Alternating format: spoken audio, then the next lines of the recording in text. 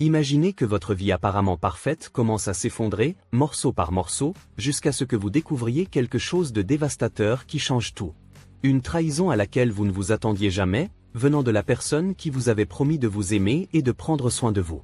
Maintenant, réfléchissez à la façon dont vous réagiriez si, soudainement, vous étiez confronté à des mensonges, des secrets et un passé que vous n'aviez jamais vu venir.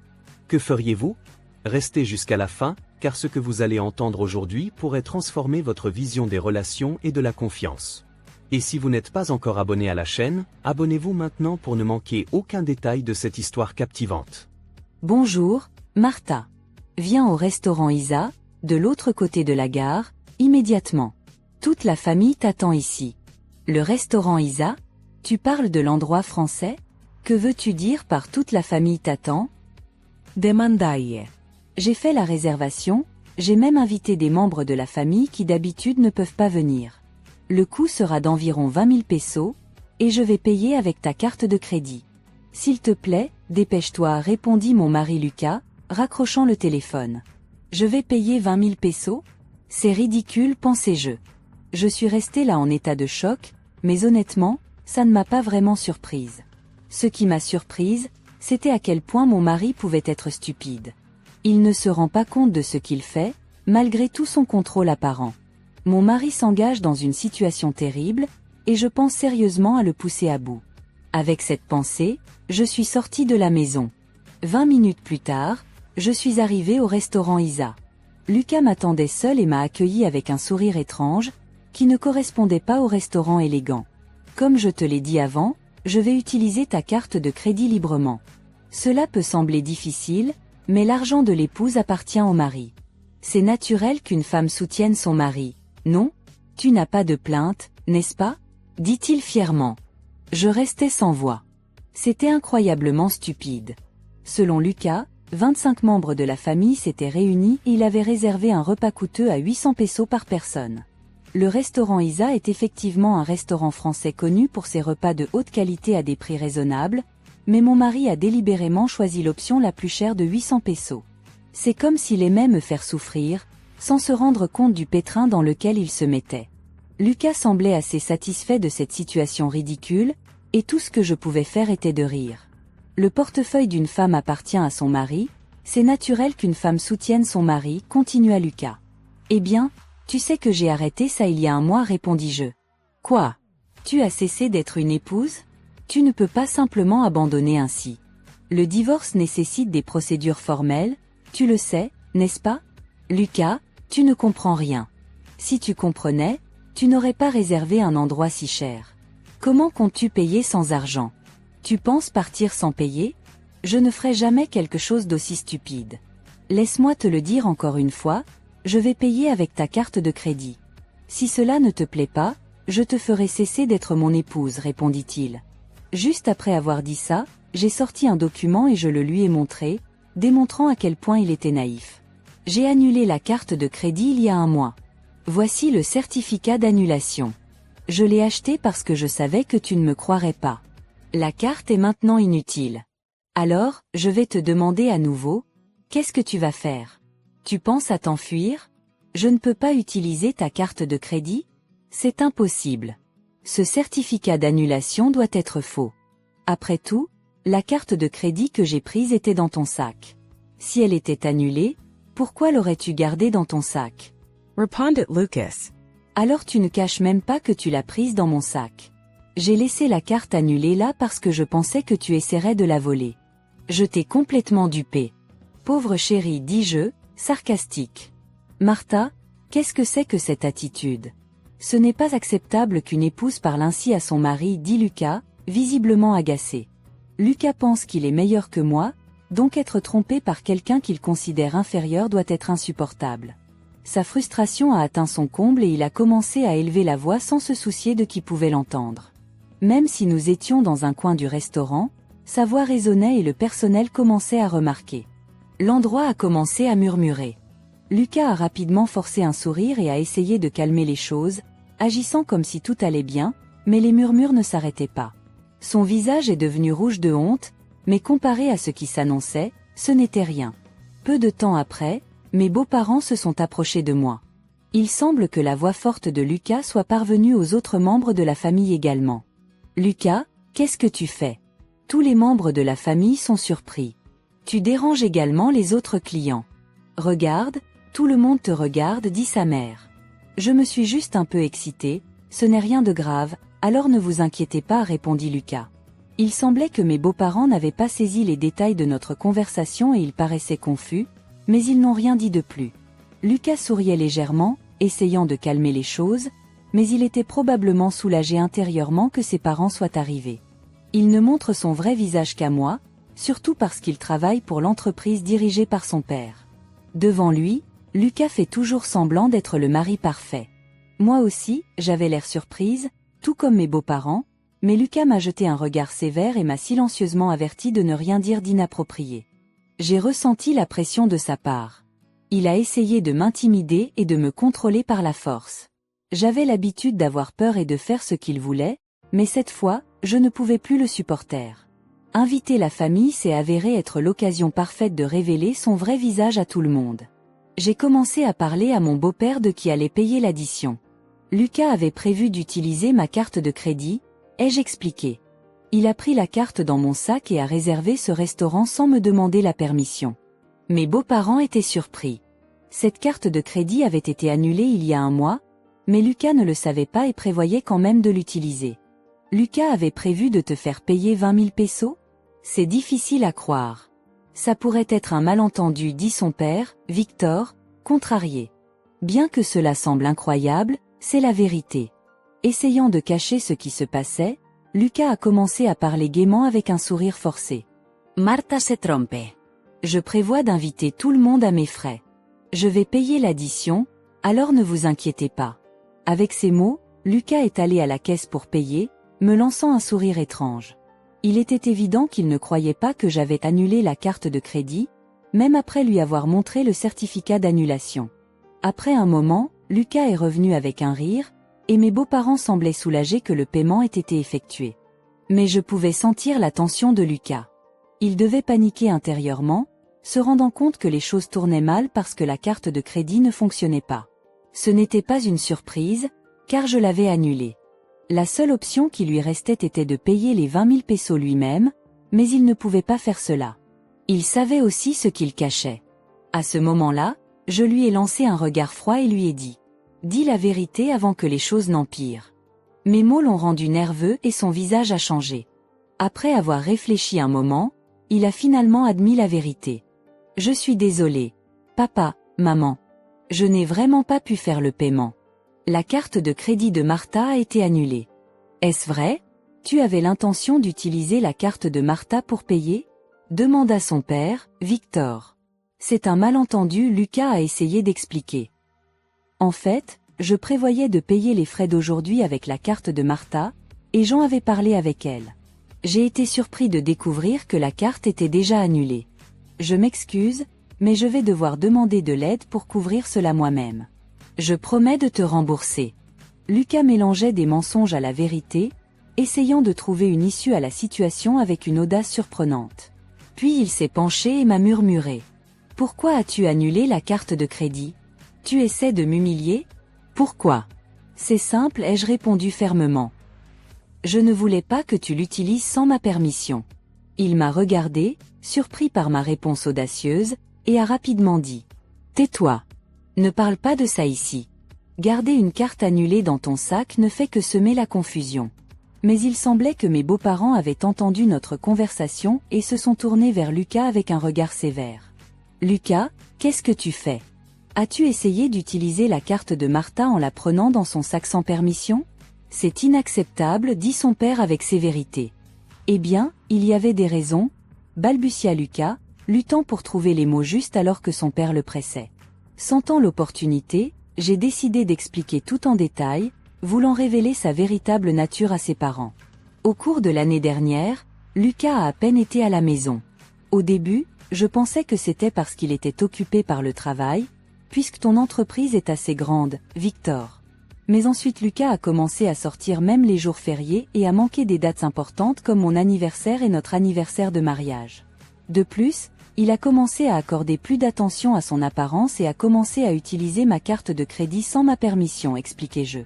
Mes beaux-parents échangèrent des regards inquiets, sentant clairement que quelque chose n'allait vraiment pas. J'ai demandé à Lucas que nous passions plus de temps ensemble en tant que couple et s'il pouvait arrêter d'utiliser la carte de crédit sans me demander la permission, mais il a argumenté qu'il est naturel qu'une femme soutienne son mari, et il n'a pas écouté. Pire encore, il m'a même menacé de divorce et m'a montré un formulaire de divorce qu'il avait déjà signé. Divorce?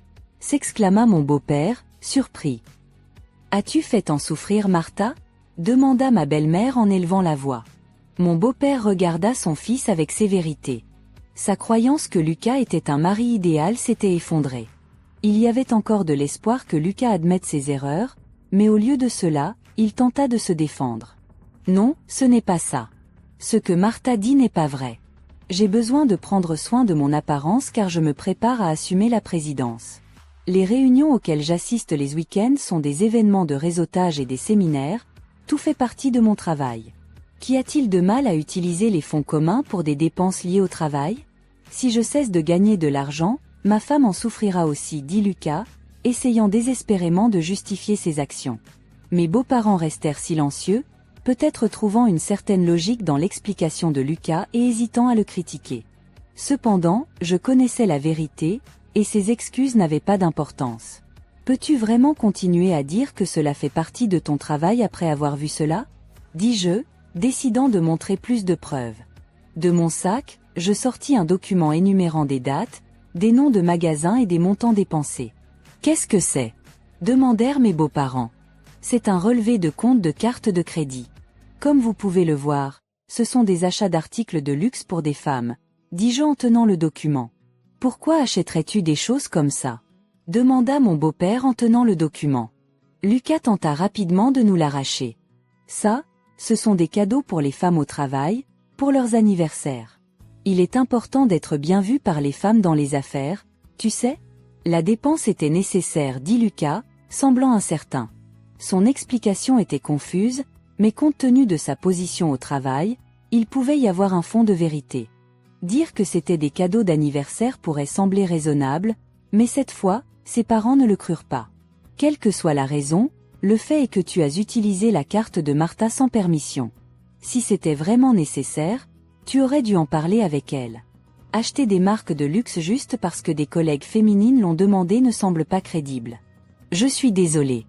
Je m'excuse d'avoir utilisé la carte de ma femme, admit enfin mon mari. Je promets de ne plus jamais le refaire. S'il te plaît, pardonne-moi, s'agenouilla-t-il, s'excusant auprès de moi et de ses parents. Cependant, la colère de mon beau-père ne se dissipa pas facilement. Il avertit sévèrement mon mari. Ce n'est pas parce que tu es marié que tu peux utiliser la carte de quelqu'un d'autre sans permission, et étant donné que le montant est important, assure-toi de rembourser à Martha l'argent que tu as dépensé. D'accord. Je rembourserai l'argent, dit mon mari, baissant les yeux et semblant pensif. Mais je n'étais pas convaincu. Je savais qu'il cachait encore quelque chose. Ce n'était que le début du véritable défi. Mon mari, ses parents et moi nous dirigeâmes vers la salle où les autres membres de la famille nous attendaient. Une fois là-bas, je sortis mon téléphone portable de mon sac et appuyai sur le bouton de lecture. Le son soudain surprit mon mari, et il me regarda, incrédule. Son visage pâlit rapidement. L'audio était une conversation entre lui et une femme, où il me critiquait et la femme disait « Dépêche-toi et divorce de ta femme ». Les membres de la famille autour de nous furent surpris par ce qu'ils entendirent. Lucas me regarda, visiblement stupefate. Qui est cette femme? Demandai. Oh, eh bien, eux? Mon mari cherchait désespérément une excuse. Ses parents le regardaient avec colère, et les membres de la famille étaient horrifiés par la situation. Mon mari faisait maintenant face à une autre crise juste après le problème de la carte de crédit, sans un moment pour se remettre. Il n'y a plus de cachette. Tu as une aventure, n'est-ce pas? Dis-je fermement. Mon mari commença à transpirer et s'écria rapidement. Ce n'est pas vrai. Je n'ai pas d'aventure. C'était une erreur de mal parler de toi, mais elle n'est qu'une amie et nous ne faisions que passer du temps ensemble. D'ailleurs, quand as-tu enregistré cela? L'écoute clandestine est illégale. Bien qu'il ait admis qu'il m'avait insulté, il continuait de nier l'aventure et tentait de détourner l'attention vers moi, me blâmant pour avoir enregistré la conversation. Mais je n'allais pas abandonner. J'expliquais les faits pour qu'il ne puisse pas s'enfuir. Lucas, je t'ai surveillé depuis un moment. L'histoire de la carte de crédit a rendu l'aventure évidente. C'est pourquoi, pendant que tu prétendais aller travailler, j'ai installé un dispositif d'écoute dans ta voiture. Un dispositif d'écoute dans la voiture? C'est ridicule. Comme je l'ai dit avant, l'écoute clandestine est illégale, tu comprends? Si c'est pour recueillir des preuves d'infidélité, ce n'est pas illégal, tant que ce n'est pas utilisé pour du harcèlement ou autre chose de ce genre, répondis-je fermement, démontrant que je n'allais pas abandonner. J'étais prête à faire tout ce qu'il fallait pour découvrir la vérité, me concentrant sur mon bien-être et cherchant justice dans notre relation problématique. Mon mari resta silencieux, se rendant compte qu'il ne pouvait pas justifier ses actions, mais il ne pouvait toujours pas admettre la vérité. Au lieu de cela, il se tourna vers ses parents et ses proches, disant « Tout le monde, s'il vous plaît, ne croyez pas ce qu'elle dit. Elle essaie de me piéger. Je n'ai pas été infidèle. » Soupirant, j'ai lancé un document devant lui et les proches. « Qu'est-ce que c'est ?» demanda-t-il, mal à l'aise. « Qu'est-ce que tu penses que c'est ?»« C'est une demande de compensation, répondis-je. » Le visage de mon mari devint pâle. Le document était une demande de compensation que j'avais envoyée à sa maîtresse. Une enquête a confirmé qu'il avait une liaison avec une femme appelée Emilia. Alors je suis allée voir Emilia et je lui ai demandé une compensation avant de venir lui parler. « Tu as rencontré Emilia directement et tu lui as demandé une compensation? À quoi pensais-tu » Mon mari était si surpris qu'il ne pouvait pas parler, mais en réalité, il n'avait aucun droit de me blâmer alors qu'il ignorait ses propres erreurs. « Elle m'a tout raconté, elle n'a pas caché tes mauvaises actions. Tu achetais des articles de luxe pour elle avec ma carte de crédit, n'est-ce pas? L'excuse des cadeaux pour les employés était un mensonge, tout était pour elle. Emilia a tout avoué, et grâce à ma carte de crédit, elle a accepté de payer la compensation. C'est pourquoi j'ai apporté cette demande de compensation. » Mon mari regarda le ciel avec le visage plein de désespoir. J'agitai la demande de compensation devant lui, la montrant. Incapable de cacher son irritation, il éleva la voix et dit « Quoi qu'il en soit, pensez que tu as tout planifié sans que je le sache. Tu es vraiment une épouse rusée. J'étais ton épouse, mais c'est du passé. Je t'ai dit il y a un mois que j'avais renoncé, tu ne l'as pas entendu? Les papiers du divorce ont déjà été déposés. Maintenant, je ne suis qu'une connaissance. Tu as déposé les papiers du divorce? Demanda-t-il, surpris. Pourquoi es-tu surpris? J'ai simplement déposé les papiers de divorce que tu as brandis devant moi pour essayer de m'agacer. Tout a été fait selon les procédures appropriées, tu as une plainte? Mais tu ne devrais pas simplement déposer le divorce par toi-même. Divorcer sans discuter est déraisonnable. Cela peut être déraisonnable, mais cela ne change pas le fait que tu as utilisé ma carte de crédit sans permission. C'est pourquoi j'ai déposé les papiers du divorce moi-même. Cette affaire est maintenant résolue. Mon mari resta sans voix, clairement surpris par mes actions. Il ne s'attendait à rien de tout cela. Mes beaux-parents et d'autres membres de la famille qui regardaient semblaient enfin réaliser que mon histoire était vraie. Utiliser la carte de Martha sans permission et avoir une liaison? Pensez que nous croyions que vous étiez heureux en mariage et que vous commettiez de telles trahisons, dirent-ils avec des visages remplis de colère. Toute la famille réprimanda sévèrement mon mari. Mon beau-père, Victor, parla fermement. Cela marque la fin de notre relation en tant que père et fils. De plus, tu es renvoyé de l'entreprise. Renvoyé juste pour une liaison? C'est trop dur, réfléchit Y calmement. Protesta mon mari. À ce moment-là, un coup fort résonna dans la salle. Ma belle-mère avait donné une gifle à mon mari, les larmes aux yeux, un mélange de tristesse, de douleur et de déception. Juste une liaison? C'est toi qui as tort, Lucas. Tu as prévu de blesser Martha et de simplement t'enfuir. Sa voix était pleine de colère, et mon mari n'avait rien à dire en réponse.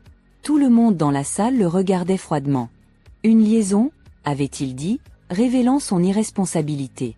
Il avait toujours proclamé « L'argent de ma femme m'appartient, une épouse doit se dévouer à son mari ». De telles attitudes égoïstes étaient impardonnables.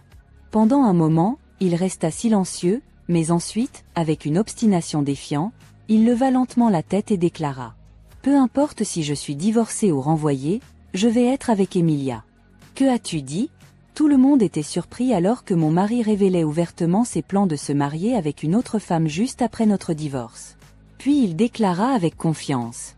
Je suis assez compétent pour travailler dans n'importe quelle entreprise sans problème. L'entreprise de mon père ne vaut rien. Tant que j'ai Emilia, c'est tout ce dont j'ai besoin. Je l'aime vraiment. Me marier avec elle est la seule chose qui m'importe. Mes beaux-parents furent surpris par ces paroles. Même après avoir été poussé au divorce, coupé par sa famille et perdu son travail, mon mari restait défiant, mais son arrogance était sur le point de se heurter à un mur. Peut-être que tu ne sais pas ça, mais Emilia voit aussi plusieurs autres hommes rêver les jeux. C'est un mensonge. Emilia ne m'aime que moi. Tu es juste jalouse et tu inventes tout ça, cria-t-il, refusant de le croire. Mais c'est la vérité. Elle a des relations avec plusieurs hommes et tu n'étais pas le plus important pour elle. Elle a payé la compensation rapidement pour éviter les ennuis. Je ne peux pas le croire. Je ne pensais pas que Emilia était ce genre de femme, dit-il, incrédule. L'idée qu'elle avait des sentiments pour toi n'était qu'une illusion. Tu étais utilisé. Au fait, la compensation qu'elle m'a payée a été financée par un autre homme avec qui elle sortait. C'est un mensonge. Il n'y a aucun moyen que Emilia me trompe. Nous allons nous marier, rien de ce que tu fais ne pourra nous arrêter. Mon mari ne pouvait toujours pas accepter la vérité. Alors je l'ai confronté à la réalité, il est temps que tu comprennes que tu as été abandonné. Tu n'as pas remarqué que tu n'as pas pu contacter Emilia récemment? Tes appels et messages n'arrivent pas. À ce moment-là, je mentionnai cela, et mon mari hésita. Il commença à réaliser ce qui se passait. En résumé, tu n'es plus nécessaire. Tu as été bloqué. Je ne suis plus nécessaire? Oui, exactement. Tu comprends. Maintenant, il ne reste plus rien pour toi. C'est ce qui arrive quand tu trahis les autres. Après avoir entendu cela, il s'effondra à genoux et baissa la tête. S'il te plaît, Martha, je suis vraiment désolé. S'il te plaît, pardonne-moi, implora-t-il. Il semblait qu'il comprenait enfin sa situation. S'il te plaît, reconsidère le divorce. S'il te plaît, annule mon renvoi, supplia-t-il, se penchant à plusieurs reprises vers moi et vers ses parents. Mais tout le monde s'était déjà éloigné de lui. Il est trop tard pour s'excuser maintenant. Je vais exiger une division équitable de nos biens et de l'argent que tu as gaspillé en utilisant ma carte de crédit. Une personne comme toi n'est qu'un fardeau pour toute organisation. Si tu penses pouvoir travailler ailleurs, vas-y, essaie, ça ne servira à rien. Eh bien, je vais donc procéder au paiement, dis-je. Quoi? Tu vas payer les 20 000 pesos? Demanda-t-il, incrédule. Bien sûr, je te facturerai plus tard, répondis-je avec un sourire doux. Il murmura quelque chose en s'effondrant à genoux.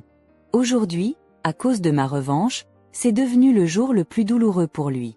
Cependant, cette histoire n'est pas encore terminée, sa souffrance continuera. Après l'incident, je suis retourné chez mes parents, mais ces derniers jours, j'ai reçu de nombreux appels manqués, tous de mon ex-mari Lucas. Le téléphone ne cesse de sonner, et je sais exactement pourquoi. J'avais délibérément ignoré ces appels, mais cette fois, j'ai décidé de répondre pour donner le coup final. Martha, tu as enfin répondu. S'il te plaît, aide-moi, je suis vraiment dans une situation difficile, implora Lucas. Cela ressemble à une situation difficile. Que s'est-il passé? Tu essaies de fuir les créanciers? Demandai Cammant. Quoi? Comment as-tu su ça? Quelqu'un te l'a dit? Répondit-il, surprise. Non, je l'ai découvert par moi-même. Lucas, tu as accumulé une grande quantité de dettes, n'est-ce pas? Non seulement tu donnais de l'argent à ta maîtresse, mais j'ai aussi entendu dire que tu payais tes collègues pour qu'ils fassent ton travail. Malgré tes dénégations, tu les as forcés en utilisant ta position de fil du patron. Tu as utilisé des tactiques sournoises pour maintenir les apparences dans l'entreprise, profitant d'aventures pendant ton temps libre et accumulant des dettes simplement pour vivre comme tu voulais. Des actions aussi stupides. Le jour où la famille s'est réunie dans le restaurant chic, lorsque la carte de crédit a été annulée, Lucas n'avait d'autre choix que de payer les 20 000 pesos lui-même, mais il savait qu'il ne pouvait pas le faire. J'avais déjà découvert l'ampleur de sa dette. Lucas, tout cela est le résultat de tes actions. Mais tu es capable, n'est-ce pas? Quitter l'entreprise de ton père ne devrait pas être un problème, n'est-ce pas? Eh bien, la vérité est que je n'ai pas encore trouvé un autre travail. Toutes mes entrevues ont échoué et les créanciers me poursuivent. Cela me pèse mentalement, avoua-t-il. C'est exactement ce à quoi je m'attendais de quelqu'un qui déléguait son travail à d'autres pour paraître bien. Même si tu trouves un autre travail, cela ne durera pas. Je ne comprends pas, dit-il, confus. À moins que tu ne réfléchisses à tes actions et que tu changes tes manières, tu continueras à commettre les mêmes erreurs encore et encore. Si les choses continuent ainsi, tu ne rencontreras que plus de misère, même sans mon intervention. Je regrette vraiment tout. J'aurais dû te valoriser davantage et travailler sincèrement dans l'entreprise de mon père, mais j'ai tout négligé. Je suis vraiment désolé. Ne considérerais-tu pas de repartir à zéro avec moi ? Implora-t-il. Je dois dire que c'est impossible d'essayer à nouveau. Je crois que les gens peuvent changer, mais certaines actions sont impardonnables. Tu ne m'as pas seulement trompé, tu as trompé de nombreuses autres personnes qui avaient confiance en toi. Tu dois payer le prix pour cela, et bien sûr, tu rembourseras complètement la division des biens et l'argent que tu as gaspillé. Fuir n'est pas une option. Après avoir entendu le silence de l'autre côté, j'ai raccroché calmement. 10 jours plus tard, Jean apprit davantage sur la situation récente de Lucas grâce à mes beaux-parents. Comme prévu, il n'avait pas trouvé de travail stable et avait fini par demander de l'aide à sa famille. J'ai besoin d'aide parce que nous sommes une famille. Est-il acceptable que ton fils finisse comme ça ? Implora-t-il désespérément. C'était frustrant de voir comment il ignorait et trompait sa famille et ses proches juste pour se tourner vers eux quand il était en difficulté. Son comportement égoïste est quelque chose que j'ai toujours remarqué. Lucas a vécu confortablement grâce à l'aide et au soutien de ceux qui l'entouraient, mais je n'ai jamais entendu dire qu'il exprimait de la gratitude. Si j'avais vu sa vraie nature avant de me marier, je n'aurais jamais continué avec cela. Je regrette profondément d'avoir tout supporté seul, sans demander conseil à qui que ce soit. Si je m'étais tournée vers mes beaux-parents ou d'autres membres de la famille plus tôt, peut-être que mon avenir aurait été différent. À partir de maintenant, je serai plus honnête avec moi-même, aspirant à être plus forte et plus déterminée. Il est temps de dire adieu à la version plus faible de moi-même et d'avancer fermement vers un nouveau départ. Après avoir pris la décision de continuer ma vie et de laisser derrière moi tout ce qui concernait Lucas, j'ai commencé à ressentir une légèreté que je n'avais pas ressentie depuis longtemps. La douleur et le poids de tous les mensonges et trahisons s'effaçaient enfin. J'étais déterminée à ne pas regarder en arrière. Cependant, l'univers semble avoir ses propres plans, et j'ai vite réalisé que mon histoire avec Lucas n'était pas terminée comme je l'avais imaginé. Cet après-midi ensoleillé, alors que je marchais dans les rues tranquilles du quartier où j'ai grandi, mon téléphone a de nouveau sonné. J'ai attendu quelques secondes avant de répondre, anticipant déjà que ce serait une autre tentative de Lucas pour me manipuler avec des excuses vides. Cependant, quand j'ai décroché, ce n'était pas Lucas à l'autre bout du fil. Martha, c'est Victor, c'était mon ex-beau-père. Le ton de sa voix était chargé de soucis, quelque chose que je n'avais jamais entendu chez lui auparavant. Il y avait quelque chose de plus, une urgence qui m'a fait m'arrêter au milieu de la rue. Que s'est-il passé ? Ai-je demandé, déjà sentant que la situation pourrait prendre une nouvelle tournure. Nous devons parler. C'est important. Il hésita un moment avant de continuer. Il est arrivé quelque chose à Lucas. Mon cœur s'emballa. Qu'est-ce qui aurait pu arriver maintenant ? Que s'est-il passé ? Ai-je répété, essayant de garder mon calme. Il ne va pas bien. Ces derniers jours, la situation est devenue incontrôlable. Il ne gère pas bien les dettes, et nous pensons qu'il envisage de faire quelque chose de radical. Les mots « faire quelque chose de radical » résonnaient dans mon esprit. Connaissant la personnalité de Lucas, quelque chose de grave pourrait vraiment être sur le point de se produire. Où est-il ? Ai-je demandé, déjà prête à agir, même contre mon propre jugement. Il est dans notre ancien appartement. Il s'est replié sur lui-même.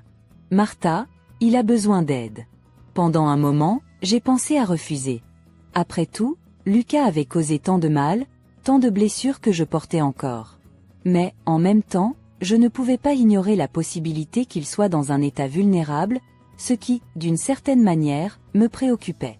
Je suis arrivée à l'ancien appartement que Lucas et moi partagions. La porte était simplement entr'ouverte, ce qui m'a rendue encore plus inquiète. Je suis entrée prudemment et je l'ai trouvé assis sur le canapé, entouré d'un désordre qui reflétait son état mental. Des bouteilles vides et des papiers éparpillés sur le sol indiquaient qu'il était en chute libre. Son regard était perdu, et il remarqua à peine ma présence. Lucas, l'ai-je appelé, essayant de briser le silence dense qui emplissait l'espace.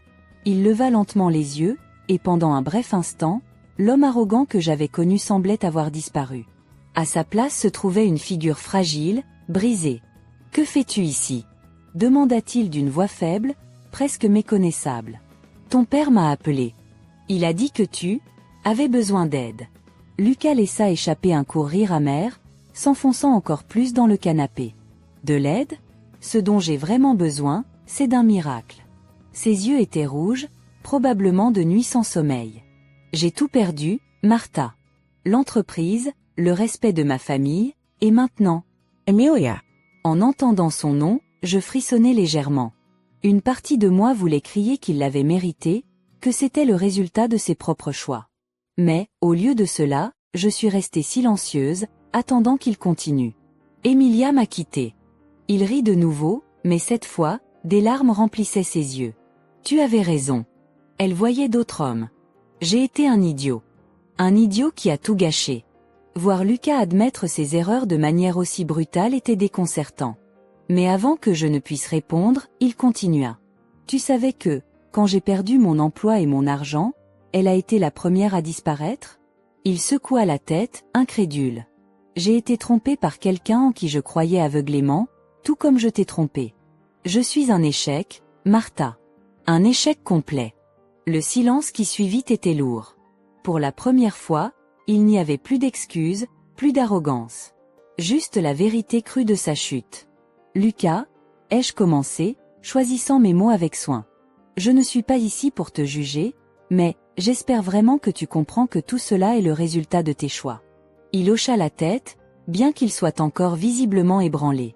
Je le sais, dit-il dans un murmure. Et c'est ce qui fait le plus mal.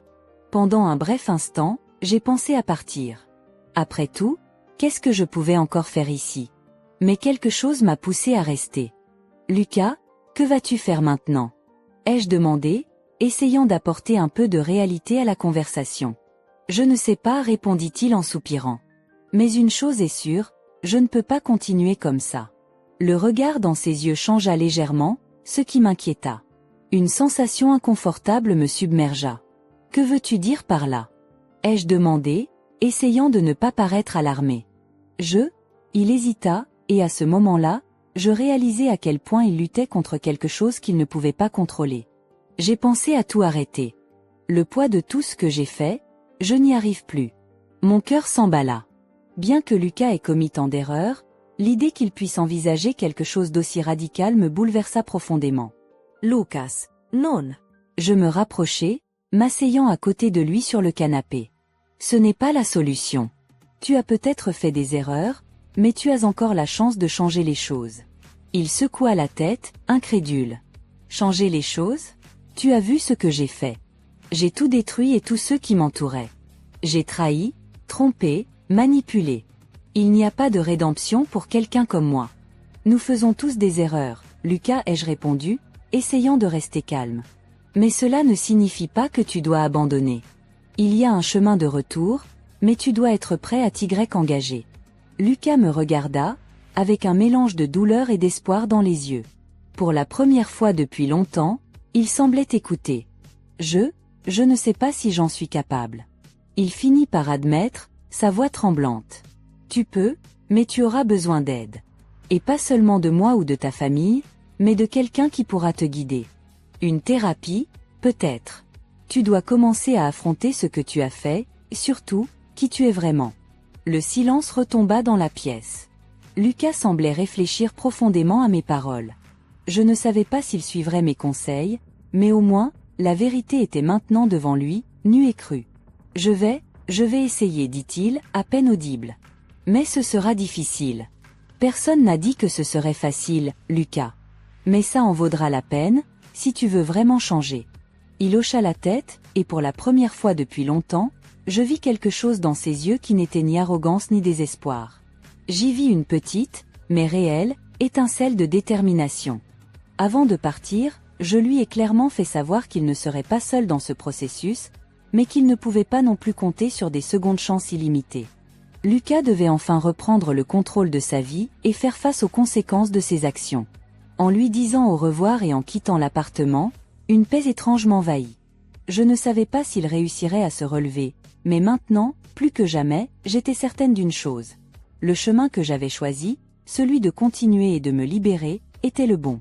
Quelques semaines plus tard, j'ai reçu un message de Victor, le père de Lucas. Il m'a dit que Lucas avait commencé à fréquenter un groupe de soutien et qu'il cherchait de l'aide professionnelle. C'était un petit pas, mais significatif. Je savais que son chemin serait encore long et semé d'embûches, mais, pour la première fois, il essayait. Quant à moi, j'étais enfin prête à embrasser mon nouveau départ. Et ainsi, à la fin de cette histoire pleine de rebondissements, nous pouvons voir que la vie nous surprend souvent de manière inattendue. Le voyage de Lucas et Martha n'a pas été facile. Ils ont traversé des défis profonds, des trahisons, des pertes et des regrets qui ont certainement bouleversé leur vie à jamais. Cependant, même au milieu du chaos et des mauvaises décisions, nous voyons qu'il y a toujours la possibilité de changer, de recommencer, tant qu'il y a une véritable réflexion et une recherche sincère de transformation. Cette histoire nous enseigne avant tout l'importance d'être honnête avec nous-mêmes et avec ceux que nous aimons. L'honnêteté et le respect sont les piliers de toute relation saine, qu'elle soit amoureuse, familiale ou amicale. Lorsque ces piliers sont détruits par des mensonges, des manipulations ou des trahisons, la douleur qui suit est inévitable. Lucas est un exemple de la manière dont l'égoïsme et la cupidité peuvent amener quelqu'un à tout perdre. Il croyait qu'il avait le contrôle, qu'il pouvait vivre comme il l'entendait sans se soucier des conséquences. Mais la vie a une façon de nous montrer que nos actions ont toujours des répercussions, et elles sont souvent bien plus grandes que ce que nous imaginons. En revanche, l'histoire de Martha est une leçon de force et de résilience. Elle a supporté la douleur, les trahisons, et malgré tout, elle a trouvé en elle-même le courage d'aller de l'avant, de dire assez et de prendre les rênes de sa propre vie. Cela nous rappelle l'importance de nous valoriser et de savoir quand il est temps de laisser derrière nous quelque chose qui ne nous fait pas du bien. Martha s'est redécouverte et a décidé qu'elle méritait mieux, quelque chose qui lui apporterait paix et bonheur. Et c'est une leçon fondamentale, nous ne devrions jamais accepter moins que ce que nous méritons. Maintenant, parlons un peu de vous. Vous êtes-vous déjà retrouvé dans une situation où vous aviez l'impression d'être trompé ou que les choses n'allaient pas comme elles le devraient? Peut-être avez-vous déjà traversé des moments où vous sentiez que vous perdiez le contrôle de votre vie ou que quelqu'un n'était pas honnête avec vous. Ou peut-être avez-vous été dans la situation de Lucas, commettant des erreurs qui ont ensuite conduit à des regrets. La vérité est que nous faisons tous des erreurs à un moment donné. Nous avons tous des faiblesses, et parfois nous blessons les personnes que nous aimons le plus. La question, que faisons-nous à partir de là? Comment choisissons-nous de nous relever après une chute? Cette histoire nous montre que nous avons toujours un choix. Nous pouvons choisir de changer, de demander pardon, de corriger nos erreurs, et surtout, d'apprendre d'elles.